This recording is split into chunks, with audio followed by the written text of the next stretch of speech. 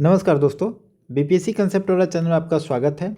Confidence booster का जो series चल रहा है उसका यह अगला वीडियो है और इसमें हम बात करेंगे बजट और सर्वे की। बजट और सर्वे हम देखेंगे इंडिया के प्रोस्पेक्टिव और बिहार दोनों हम देखेंगे और इन दोनों टॉपिक को मिला दिया जाए बजट और सर्वे का तो आप देखेंगे कि 6 से ज़्यादा प्रश्न आपको एग्ज़ाम में देखने को मिलते हैं। तो ये दोनों टॉपिक बहुत इंपॉर्टेंट हैं। तो चलिए हम थोड़ा सा देखते हैं कि आज के प्रश्न में कौन कौन से इंपॉर्टेंट है। देखिए, हम बजट करेंगे, बजट और इकोनॉमिक सर्वे करेंगे 2022 फरवरी में जो आया है उसी को देखेंगे, ठीक है ना। बहुत लोगों को डाउट है कि अभी जो रिसेंट वाला बजट आया है 2023 वाला 1 फरवरी को आया है, ये आपको नहीं पढ़ना है। आपका क्वेश्चन सेट हो चुका है तो इतना करंट क्वेश्चन नहीं आता है। आप फरवरी 2022 में जो इकोनॉमिक सर्वे और बजट आया है आप इसी को पढ़ेंगे, ठीक है। तो हम उसी को बेस बना कर चल रहे हैं, वहीं से हम क्वेश्चन लिए हैं और हम आपको एक ओवरव्यू बताना चाहते हैं कि कहाँ से प्रश्न बनते हैं, किस टाइप के सवाल यहाँ पे बनते हैं और कहाँ पे आप ज़्यादा फोकस करेंगे, ठीक है। चलिए, एक क्वेश्चन है कि केंद्रीय बजट की बात हो रही है तो ये इंडिया की बात हो रही है, ठीक है। 2022-23 में राजस्व घाटा फिजिकल डेफिसिट कितना रहा है। देखिए, आपसे एग्जाम में ये प्रश्न पूछा गया था और इसी टाइप के सवाल पूछे जाते हैं। इसमें अगर आप डेटा पे ज़्यादा ध्यान देंगे, क्योंकि डेटा का ही यहाँ पे खेल होता है, और मेरा आपसे रिक्वेस्ट रहेगा कि अभी जो बजट आया है उसको अगर आप कहीं पढ़े हो पेपर में या उस पर ध्यान दिए हो तब तो ठीक है। अब नया वाला बिल्कुल मत पढ़िए, क्योंकि 2022 का डाटा और 23 का डाटा, सारा डाटा मिक्स हो जाएगा, आपके दिमाग में कुछ नहीं बचेगा, ठीक है। तो अब नया डाटा मत पढ़िए, नया बजट में क्या आया है इससे आपको कोई मतलब नहीं होना चाहिए, ठीक है। एग्जाम बाद पढ़ लीजिएगा बजट नया वाला। अभी आप 22 वाला देखिए, आपके हिसाब से 22 वाला ही जरूरी है, ठीक है। तो अगर हम इंडिया का फिजिकल डेफिसिट की बात करें, फिजिकल डेफिसिट होता क्या है, सरकार का जितना आमदनी होता है और जितना खर्च होता है उसी का जो कैलकुलेशन किया जाता है। जैसे आपके घर से 10,000 रुपये महीना आता है और आपका इतने में काम चल जाता है। मान लेते हैं फरवरी का महीना है, फेस्टिवल आ रहा है, फेस्टिवल वीक स्टार्ट होने ही वाला है ना। तो हो सकता है कि आपका इस महीने का खर्चा 12,000 रुपया हो जाए, तो 2,000 रुपया तो आपका लॉस हो गया ना जी। तो 2,000 आपका माना जाएगा कि फिजिकल डेफिसिट होगा आपका। सरप्लस तो जनरली होता ही नहीं है, डेफिसिट ही होगा, तो 2,000 आपका डेफिसिट हो गया। तो वहीं अगर हम इंडिया के कंटेक्स्ट में देखेंगे तो कितना पैसा आ रहा है, कितना खर्च हो रहा है, उसी के कंटेक्स्ट में हम देखते हैं। तो उसको अगर पूछा जाता है एग्जाम में कि भारत का कितना फिजिकल डेफिसिट हो गया, अगर ऐसा क्वेश्चन बने तो इसका आंसर होगा 6.4, ठीक है। आप याद रखेंगे, ये सब डेटा वाला क्वेश्चन एग्जाम में पूछा जाता है। मतलब साल भर का कितना आमदनी है और कितना खर्च है, सीधे तौर पे समझे तो इसका मतलब यही होता है, ठीक है। ये आपका 6.4। लेकिन इस बजट में 2022 से इसमें कहा गया कि अभी तो हमारा 6.4 है, हम इसको 2025-26 तक आते आते मेरा टारगेट होगा कि हम इसको 4.5 तक पहुंचाएं। और ये भी आप याद रखिएगा, एग्जाम में ये भी सवाल बन सकता है कि अभी कितना है, 6.4 है, लेकिन हम धीरे धीरे इसको 25-26 तक, इसको 4.5 तक लेके जाएंगे, धीरे धीरे कम करेंगे। एक और क्वेश्चन यहाँ से बन सकता है, रेवेन्यू डेफिसिट पूछा जा सकता है। रेवेन्यू डेफिसिट आपका 3.8 है, ये वाला है रेवेन्यू डेफिसिट, ठीक है। आप दोनों याद रखेंगे यहाँ से, फिजिकल डेफिसिट 6.4, रेवेन्यू डेफिसिट 3.8 है। और बजट पास कब हुआ था, 1 फरवरी को बजट आता है हर साल, तो 1 फरवरी 2022 को आया था बजट, अमृतकाल का बजट है। टोटल अमाउंट भी याद करेंगे, क्या पता पूछा जा सकता है। 39.45 लाख करोड़ का बजट है, टोटल अमाउंट यही है, ठीक है। अब देखिए एक और प्रश्न, बजट 2022-23 के अनुसार भारत सरकार का सर्वाधिक खर्च किस रूप में होता रहा है। मतलब ये कह रहा है कि भारत सरकार अगर 100 रुपया खर्च कर रही है तो किस मद में सबसे ज़्यादा खर्च कर रही है, किस हिस्से का पैसा ज़्यादा है। देखिए, भारत का जो आमदनी है, आमदनी में देखेंगे तो लोन सबसे ज़्यादा है। तो जब आप लोन लीजिएगा ज़्यादा तो लोन का ब्याज भी तो चुकाइएगा। तो भारत सरकार का जो ब्याज होता है वो सबसे ज़्यादा होता है। अगर 100 रुपया भारत सरकार कमा रही है तो उसका 20% तो ब्याज दे रही है। मतलब 100 रुपया अगर खर्च कर रही है सरकार तो उसका 20 रुपया ब्याज में दे रही है, सीधे 20 रुपया निकल रहा है। मतलब 80 रुपया पे ही आप काम कर रहे हैं अपना, ठीक है। इसलिए कहा जाता है लोन लेना अच्छी बात नहीं है। और अभी भारत सरकार का देखेंगे तो काफ़ी लोन हो गया है। और उसके बाद 100 रुपये में से 20 रुपये तो ब्याज में चला जाता है। उसके बाद जो पैसा बचता है 80 रुपया, उसमें से जो राज्यों का जीएसटी कलेक्शन आप लेते हैं तो सारा आपका थोड़े होता है, उसमें स्टेट का भी अपना खर्च होता है, स्टेट का भी टैक्स होता है, उसमें आप देते हैं 17 रुपया। ठीक है। उसके बाद जो पैसा बचता है तो केंद्र सरकार की कुछ योजनाएं होती है जो स्टेट में चलती है। जैसे पीएम आवास है, बिहार में लोगों का घर बन रहा है तो वो योजना में भारत सरकार पैसा देती है। उस टाइप का जो भी योजना होता है उसमें 15 रुपया खर्च होता है, मतलब 15% खर्च होता है। ठीक है। तो आप 3 याद रखेंगे, ऊपर का 3। शिक्षा पे तो एकदम खर्च बहुत ही कम होता है। ठीक है। शिक्षा और एग्रीकल्चर अगर आए खर्च में तो उसको नीचे ही रखिएगा। तो आप याद रखिएगा, ब्याज में सबसे ज़्यादा खर्च होता है, 2 नंबर पे टैक्स होता है, 3 नंबर पे केंद्र का जो भी स्पॉन्सर्ड योजना होता है उसमें खर्च होता है। ठीक है। चलिए, तीसरा है कि केंद्रीय बजट 2022-23 के अनुसार सौर ऊर्जा का लक्ष्य कितना रखा गया है। देखिए, एम जो सरकार रखती है कि इस साल तक हमको ये काम कर लेना है, तो इस टाइप से सवाल पूछा जाता है। तो आप देखेंगे कि सेंट्रल गवर्नमेंट ने अपने बजट में कहा था कि हमको सोलर एनर्जी का लक्ष्य हमने रखा है, एम रखा है 280 गीगावाट। इसमें तो मतलब ई हो गई इसमें आंसर, सही आंसर है 280 गीगावाट रखा है सोलर एनर्जी का। ये कब तक रखा है ये में भी पूछा जा सकता है, 2030 तक। ठीक है। अब यहाँ से एक और प्रश्न बन सकता है कि सरकार ये भी अपने बजट में कहा है कि हम रिन्यूएबल एनर्जी का जो लक्ष्य रखे हैं वो 500 गीगावाट है। ठीक है। अब रिन्यूएबल एनर्जी में सिर्फ सोलर तो आता नहीं है, विंड भी आता है, थर्मल भी आता है, सारा कुछ होगा इसमें। तो सिर्फ सोलर की बात अगर की जाए तो 280 गीगावाट है, और पूरे रिन्यूएबल एनर्जी की बात की जाए तो 500 गीगावाट है। ठीक है। और सोलर वाला जो लक्ष्य रखा गया है 2030 तक रखा गया है, तो आप ये सब थोड़ा सा याद रखेंगे। साथ में अगर यहीं पे देख लें, पीएम गति शक्ति की बात की गई है। पीएम गति शक्ति योजना की बात की गई है। इसमें कहा गया है कि 7 इसके पिलर, मतलब 7 इंजन है। अब 7 इंजन का मतलब क्या हो गया, मतलब देखिए, इंफ्रास्ट्रक्चर को आपको बूस्ट करना है, उसके लिए 7 मेजर फैक्टर को चुना गया। 7 फैक्टर में है, एक रोड है, एक रेलवे है, एक पोर्ट है, एक एयरपोर्ट है, एक वाटरवे है, और उसके बाद लॉजिस्टिक है, और माल ढोने वाला जो होता है वो है। मतलब पूरा 7 है। आप थोड़ा सा एक बार देख लीजिएगा, आपको याद हो जाएगा ये सब चीज़। ठीक है।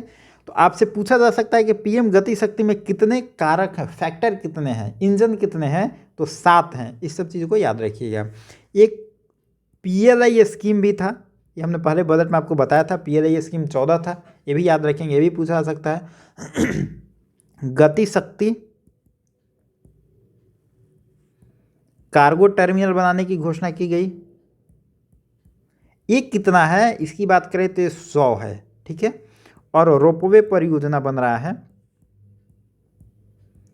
रोपवे परियोजना बन रहा है, ये कितना बन रहा है, 8 बन रहा है। ये सारे फैक्ट आप याद रखेंगे, एग्जाम में कहीं से भी प्रश्न बन सकता है, बहुत इंपॉर्टेंट है। अब देखिए, ये IYAFA 2022, बस आप इतना ही याद रखिएगा, ज़्यादा याद मत रखिए सब। यह थीम किस संस्था से संबंधित है। देखिए, यूनाइटेड नेशन आपने पढ़ा होगा, यूनाइटेड नेशन जनरल असेंबली हर साल एक थीम रखता है, उसको ईयर के रूप में मनाता है। ठीक है। तो यह जो आपका थीम है यह फिशरी से संबंधित है। आप इसमें एक शब्द याद रखेंगे, सिर्फ फिशरी, आपसे आपका आंसर यहीं से बन जाएगा। ठीक है।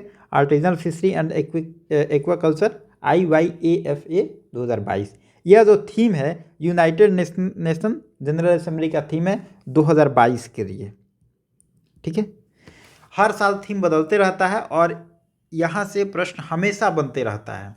तो 22 का थीम ये है। अब आपके दिमाग में आ रहा होगा, अभी हमारा एग्जाम हो रहा है 23 में, 23 में क्या थीम होगा, तो 23 में थीम है इंटरनेशनल ईयर ऑफ मिलेट्स। 23 वाला थीम है मिलेट, मोटा अनाज का वर्ष। ठीक है। 2021 में भारत सरकार ने प्रपोज रखा था अपना यूनाइटेड नेशन में कि हम चाह रहे हैं कि मोटा अनाज का ईयर मनाया जाए, मतलब इंटरनेशनल ईयर्स ऑफ मिलेट मनाया जाए।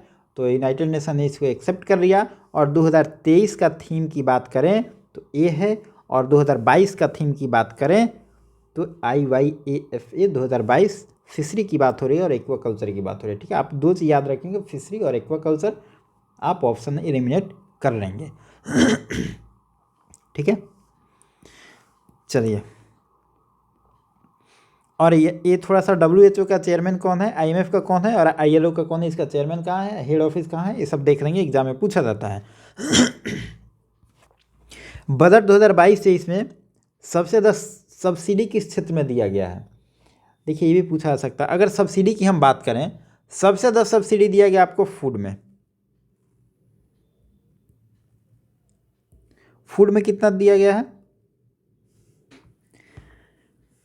फूड में दिया गया आपको 2.6 लाख।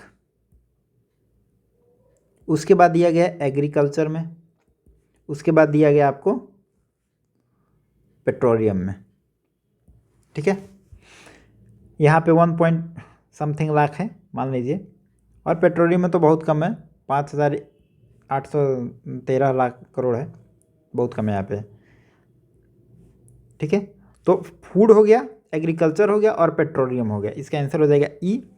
तो सबसे ज़्यादा सब्सिडी आपको फूड में दिया गया है। लेकिन यहाँ पे एक और प्रश्न बन सकता है, अगर हम आपसे पूछ लें कि बजट जो आया था, बजट में सबसे ज़्यादा खर्च किस सेक्टर में किया गया, तो सबसे ज़्यादा खर्च में हुआ था मनरेगा में। मनरेगा में कितना होता है? 73,000 करोड़। याद रखेंगे, यह सब फैक्ट पूछा जा सकता है। 2 नंबर पे था PM किसान। PM किसान में था 68,000 करोड़। और 3 नंबर पे था जल जीवन मिशन, ये था 60,000 करोड़। ठीक है, एक और प्रश्न यहाँ पे बन सकता है। अब हम पूछ रहे हैं कि कौन मंत्रालय को सबसे ज़्यादा पैसा दिया गया, कौन मिनिस्ट्री था? ये था डिफेंस। सुरक्षा पे भारत सरकार सबसे ज़्यादा खर्च करती है, 5,25,166 करोड़। ठीक है, याद रखेंगे। मतलब सब्सिडी की बात हो वो फूड है, सबसे ज़्यादा खर्च की बात हो मनरेगा है, और सबसे ज़्यादा किस डिपार्टमेंट की बात हो वो डिफेंस है। ठीक है, देखिए ऐसे ही यहाँ से प्रश्न बनते हैं, थोड़े फैक्चुअल बनते हैं और आपको रटना पड़ेगा, 4-5 बार पढ़िएगा, समझिएगा, हो जाएगा। भारत में FDI सबसे ज़्यादा किस देश से आया? ये सबसे ज़्यादा आया है आपको सिंगापुर से। कहा जाता है कि सिंगापुर से भारत का ही पैसा है, राउंड ट्रिपिंग से भारत में आ जाता है। आपने इकोनॉमिक्स में पढ़ा होगा राउंड ट्रिपिंग कैसे होता है, तो भारत का पैसा घूम फिर के भारत में ही आ जाता है। लोग टैक्स से बचाने के लिए ऐसा करते हैं। ठीक है, लेकिन फिर भी जो भी है सिंगापुर से आता है। अब थोड़ा सा यहाँ पे याद रखेंगे कि जब FDI की बात हो रही है तो कभी कभी एग्जाम में ना आप देखेंगे इम्पोर्ट एक्सपोर्ट भी पूछ सकता है, पूछ देता है कि भारत का सबसे ज़्यादा एक्सपोर्ट कहाँ होता है, कहाँ होता है वो बाद में देखेंगे। पहले हम देख लेते हैं क्या क्या प्रोडक्ट में होता है, हम सबसे ज़्यादा क्या निर्यात करते हैं, एक्सपोर्ट हम सबसे ज़्यादा क्या करते हैं। सबसे ज़्यादा हम करते हैं पेट्रोलियम, पेट्रो प्रोडक्ट कह सकते हैं इसको, पेट्रो प्रोडक्ट। अब आपके दिमाग में आ रहा होगा पेट्रोलियम तो हमारे यहाँ होता ही नहीं है, तो फिर कैसे करते हैं हम बताएंगे बाद में उसको। आप इतना समझिए कि पहले पेट्रो प्रोडक्ट को हम एक्सपोर्ट करते हैं। 2 नंबर पे हम करते हैं मोती, कीमती पत्थर जो होता है हमारे पास, इसका हम एक्सपोर्ट करते हैं और इसका 2 नंबर पे हम करते हैं। ठीक है, 3 नंबर पे होता है लोहा, इस्पात मतलब आयरन कह सकते हैं। ठीक है, आप बस 3 ही याद करिए, ज़्यादा याद करिएगा तो दिमाग में कन्फ्यूजन हो जाएगी, 2-3 से काम चल जाएगा। अब कुछ लोग कहेगा कि इंपोर्ट भी बता दीजिए। ठीक है, इंपोर्ट भी बता देते हैं। हम आयात क्या क्या करते हैं? हम इंपोर्ट करते हैं पेट्रोलियम, ये करते हैं कच्चा, हमारे पास पेट्रोलियम नहीं होता है। ठीक है, हम कच्चा पेट्रोल को इंपोर्ट करते हैं और उसको रिफाइन करते हैं, बढ़िया कर देते हैं। और जब पेट्रो प्रोडक्ट जो एकदम बढ़िया डीजल पेट्रोल ये सब हम तैयार करते हैं, उसके बाद आपको पता होना चाहिए कि भारत अपने पड़ोसी देशों को पेट्रोल देता है, तो वो रिफाइन देता है, मतलब यूज करने लायक देता है। ठीक है, तो हम तो यहाँ पे फाइनल करके उसको देते हैं ना, लेकिन हम लेते क्या है, इंपोर्ट क्या करते हैं, कच्चा पेट्रोल। कच्चा पेट्रोल प्रोडक्ट रहते हैं और फाइनल करके हम अपने पड़ोसी देशों को बांटते हैं।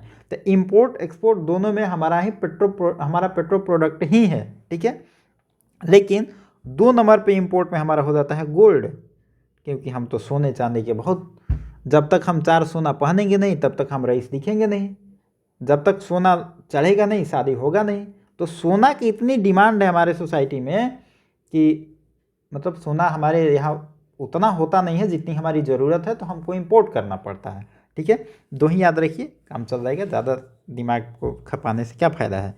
तो एक्सपोर्ट में आप याद रखेंगे पेट्रोल प्रोडक्ट, मोती, कीमती पत्थर और लोहा, आयरन, इस्पात जो भी हो गया। इंपोर्ट में पेट्रोलियम और गोल्ड। अब आपके दिमाग में एक बात ये भी आ रही होगी कि हम इंपोर्ट किस कंट्री को करते हैं। अगर हम एक्सपोर्ट की बात करें, कंट्री की बात करें, तो एक्सपोर्ट में हम सबसे ज़्यादा करते हैं यूएसए को, 2 नंबर पे आता है यूएई और 3 नंबर पे आता है चाइना। और इंपोर्ट की बात करें तो सबसे ज़्यादा हम इंपोर्ट कहाँ से करते हैं, ये करते हैं चाइना से। हमारा हमेशा जो बैलेंस शीट होता है ना, चाइना से ही गड़बड़ रहता है, ठीक है। 2 नंबर पे हमारा होता है यूएई और 3 नंबर पे होगा यूएसए, ठीक है। चलिए इतना तो काफ़ी हो गया, इंपोर्ट एक्सपोर्ट हो गया, एफडीआई हो गया, ठीक है। पेट्रोल में 20% इथेनॉल मिलाने का लक्ष्य कब तक रखा गया है। देखिए ये पहले आपने पढ़ा होगा किसी मैगजीन में, आप लोग 2030 पढ़े होंगे, कोई दिक्कत नहीं, सही बात था। लेकिन अब उसको घटा दिया गया है, अब वह 2025 हो गया है। जो लक्ष्य हम रखे थे कि पेट्रोल में हम 20% इथेनॉल ब्लेंडिंग करेंगे, उसको हम घटा के 2025 कर दिए हैं। इसका आंसर अब 2025 होगा। कुछ दिन करंट अफेयर में लोग पहले जो पढ़ा होगा 2030 पढ़ा होगा, सही था, लेकिन अब घट गया, अब 2025 हो गया, तो आप इसी को आंसर मानेंगे, ठीक है। हमारा बहुत एयर पोल्यूशन ख़राब हो गया है। एयर इंडेक्स आप हमेशा शहर में सुनते होंगे कि जहरीली हो गई है, सांस लेने में दिक्कत हो रहा है, हवा जहरीली हो गई है। तो सबसे ज़्यादा उसमें नुकसान करता है पीएम पार्टिकुलेट मैटर, ठीक है। इसको कहा गया है, बजट में कहा गया था कि हम इसको 20 से 30% तक कम करेंगे। कब तक कम करेंगे भाई साहब, 2024 तक। ये लक्ष्य रखा गया है कि पीएम प्रधानमंत्री की बात नहीं हो रही है, पीएम पार्टिकुलेट मैटर की बात हो रही है, जो प्रदूषण करता है और सांस लेने में दिक्कत करता है, आपको जहरीली हवा हो जाती है। इसको हम 20 से 30% तक कम करेंगे 2024 तक। हालांकि इन्वायरमेंट के मामले में अगर देखा जाए तो हम लंबा चौड़ा कानून बनाते हैं, बहुत बढ़िया बनाते हैं, होता कुछ है नहीं, लेकिन फिर भी बजट में आप रट लीजिए, एग्जाम में आएगा, काम चल रहेगा। अब 2024 से कितना इसका प्रयास होगा, 23 तो आ ही गया, 24 अगले ही साल है, देखेंगे। बिहार का बजट थोड़ा देख लेते हैं। बिहार बजट का सूत्र है, बिहार बजट को कितने सूत्र में बांटा गया है, ये 6 सूत्र में बांटा गया है, ये आप याद कर लेंगे।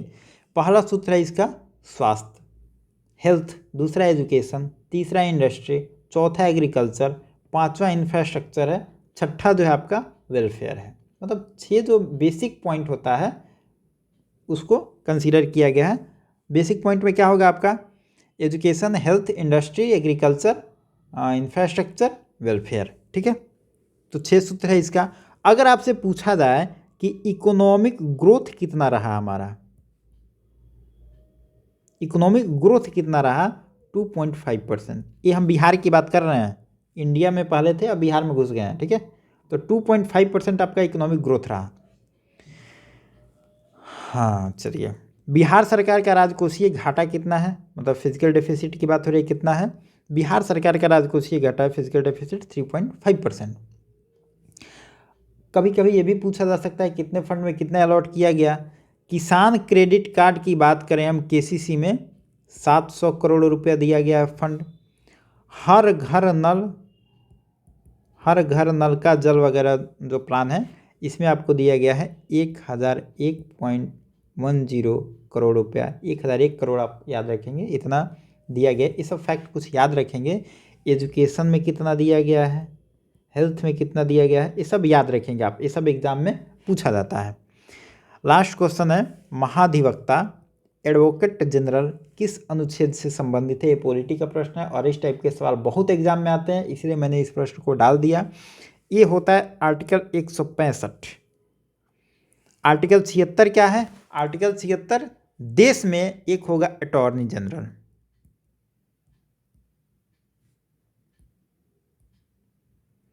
एक हो गया अटॉर्नी जनरल। आर्टिकल 76 में है राष्ट्रपति को कभी सलाह लेना हो तो किससे सलाह लेंगे? ये रखा गया आदमी, आप इनसे सलाह ले सकते हैं। और ये जो होता है सरकार का केस लड़ने के लिए देखते हैं अटॉर्नी जनरल या उनकी टीम को भेजा जाता है सरकार का पक्ष रखने के लिए। आर्टिकल 1 to 4 क्या है? सुप्रीम कोर्ट हमने उस दिन बताया था आपको। आर्टिकल 165 क्या है? जैसे राष्ट्रपति के पास अटॉर्नी जनरल होगा वैसे ही राज्य में एक एडवोकेट जनरल होगा जो राज्य का पक्ष रखेगा अगर कोर्ट में ज़रूरत पड़ता है तो, ठीक है। इसको महाधिवक्ता कहते हैं। आर्टिकल 200 क्या है? अगर राज्यपाल को लगता है कि कोई ऐसा बिल बन गया है जो सही नहीं है, वो उस पर साइन करने से मतलब उनको लगता है कि सेंटर को बताना चाहिए या सेंटर को रेफ़र करना चाहिए, तो आर्टिकल 200 के तहत जो राज्यपाल हैं उस बिल को राष्ट्रपति के पास भेज देते हैं और राष्ट्रपति महोदय देखते हैं कि बिहार का जो विधानसभा बिल बना के भेजा है किस तरीके, अगर सही लगा है तो साइन करके भेज देंगे इनके पास, अगर सही नहीं रहेगा तो मना कर देंगे। यह इसीलिए बनाया गया कि कल होकर अरुणाचल प्रदेश मानते हैं कोई ऐसा डिसीजन ले लिया कि हम चाइना में चले जाएंगे, तो भाई राज्यपाल वहाँ रहेगा ना, राज्यपाल देखेगा क्या हो रहा है, दिल्ली से थोड़े सब देखा जाएगा। यही देखिए कितना बढ़िया सिस्टम बनाया गया कि अगर कोई स्टेट चाह के भी भारत से इतर नहीं जा सकता है, ठीक है। यही सब कुछ आर्टिकल हैं, जो भी आर्टिकल इंपॉर्टेंट हो। अब जैसे आर्टिकल 74, 75, 108, 110, 112, आर्टिकल 117, ये सब जो आर्टिकल है ना थोड़ा सा आप याद कर लीजिएगा, यहाँ से प्रश्न बनता है। आर्टिकल 148 क्या है, 324 क्या है, 315 क्या है, ये सब आर्टिकल पूछा जाता है, तो थोड़ा सा याद कर लीजिएगा, ठीक है। तो चलिए मिलते हैं नेक्स्ट वीडियो में। Thank you.